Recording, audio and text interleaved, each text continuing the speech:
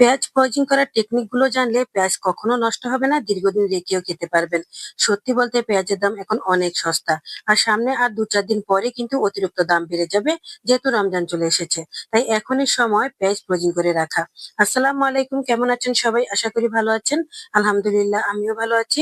আজকে আমি অনেকগুলো দেশি পেঁয়াজ নিয়ে নিয়েছি। এখন আমাদের বাংলাদেশে বেশিরভাগ দেশি পেঁয়াজই আছে।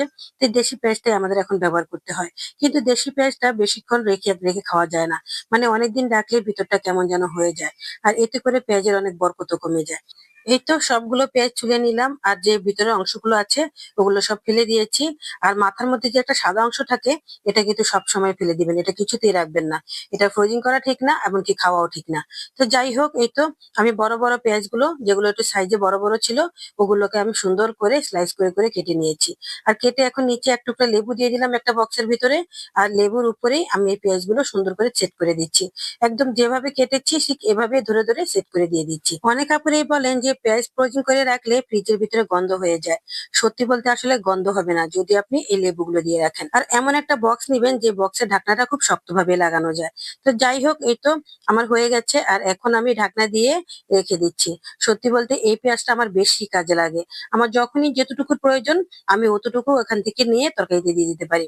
এতে করে আমার অনেক সুবিধা হয়। তো যাই হোক, এই তো এখন আমি কুচোগুলোকে আবার ব্রাউন করে নিব। আর এটা হচ্ছে আরেকটা সুবিধাজনক পদ্ধতি। এটা তরকারিতে দেওয়ার জন্য খুবই ভালো। আর এমনকি আপনি যদি কোনো কিছু রান্না করেন, মানে ভুনা করেন কোনো কিছু, সেই সাথেও দিয়ে দিতে পারবেন, কোনো সমস্যা নেই। একদমই একটা সহজ। আর এভাবে পেঁয়াজ রাখলে কুটা বাছা বাটা বাটির কোনো ঝামেলাই থাকে না। বিশেষ করে আমার যে ভাই বোনেরা চাকরি বাকরি করেন তাদের জন্য তো খুবই সুবিধা। তো যাই হোক, এই তো আমি ব্লেন্ড করে নিয়েছি। আর এখন আমি এক টুকরো লেবুর রস ভালো করে চিপে দিয়ে দিলাম। এতে করে পেঁয়াজের গন্ধটা অতিরিক্ত তীব্র হবে না, আর ফ্রিজটা গন্ধ হয়ে যাবে না। সত্যি বলতে অনেক সময় আমরা পেঁয়াজ ফ্রোজিং করি না, বেশিরভাগ এই ফ্রিজটা গন্ধ হয়ে যায় বলেই। তো সেটা আর হবে না। এই লেবুর রসটার কারণে এটা নিয়ন্ত্রণ থাকবে। তো যাই হোক, এখন আমি একটা প্লেটে দিয়ে দিলাম।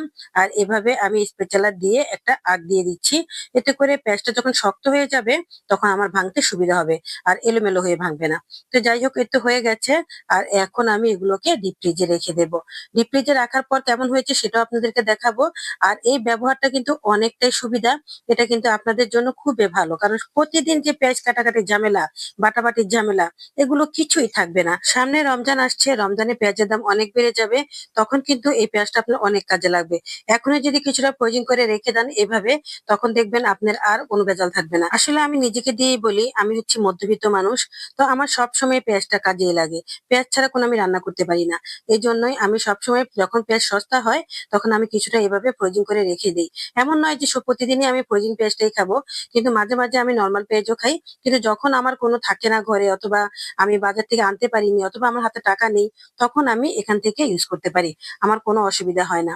তো যাই হোক, এই তো কেমন হয়েছে বলেন। এই পেঁয়াজটা কিন্তু অনেক কাজে লাগে। এখন আমি এগুলোকে জিপলক ব্যাগে ঢুকিয়ে রাখবো। আর জিপলক ব্যাগ যদি থাকে এরকম, তাহলে তো কথাই নেই। কোনো গন্ধ বের হবে না। সুন্দর মতো এই জিপলক ব্যাগের মুখটা লাগিয়ে দিলে বাস নিরাপদ থাকবে। তো যাই হোক, এই তো করে নিলাম। আর এখন এই যে টুকরাগুলো দেখিয়ে দিচ্ছি, এখান থেকে এক টুকরা দিয়ে দিবেন তরকারিতে, বাস হয়ে যাবে। অথবা আমরা রমজানে অনেক রকমের বড়া বানাই, অনেক রকমের পকোড়া বানাই, সেগুলোতে দিলেও বাস সুন্দর হয়ে যায়। কাটাকাটির আর কোনো ঝামেলা নেই। এখন বাজারে আমাদের দেশি পেঁয়াজ কিন্তু অনেক সস্তা। আর এই পেঁয়াজগুলো অনেক ঝাঁজ, খেতেও অনেক ভালো লাগে। তো এই পেঁয়াজগুলো ফ্রোজিং করে রেখে দেন, দেখবেন অনেকদিন টিকবে। আর অনেক ঝামেলা থেকেও মুক্তি পাবেন। তাছাড়া এর আগেও আমি পেঁয়াজ বেরেস্তা কিভাবে রাখতে হয় ফ্রোজিং করে সেটাও দেখিয়েছি। আর এখন আমি আরো 2 পদের পেঁয়াজ রাখার সিস্টেমটা দেখিয়ে দিলাম। এভাবে রেখে দিলে অনেকদিন রেখে খেতে পারবেন। অনেক আপুরাই বলেছেন যে পেঁয়াজ কিভাবে ফ্রোজিং করে রাখবো একটু দেখানোর জন্য, তাই দেখিয়ে দিলাম। অবশ্যই কমেন্ট করে বলবেন কেমন হয়েছে, আর সাথে একটা লাইক দিয়ে দিবেন। ভালো থাকবেন সবাই। আজ এ পর্যন্তই। আবার আসবো নতুন আরেকটি রেসিপি নিয়ে। সে পর্যন্ত পাশে থাকবেন। আল্লাহ হাফেজ।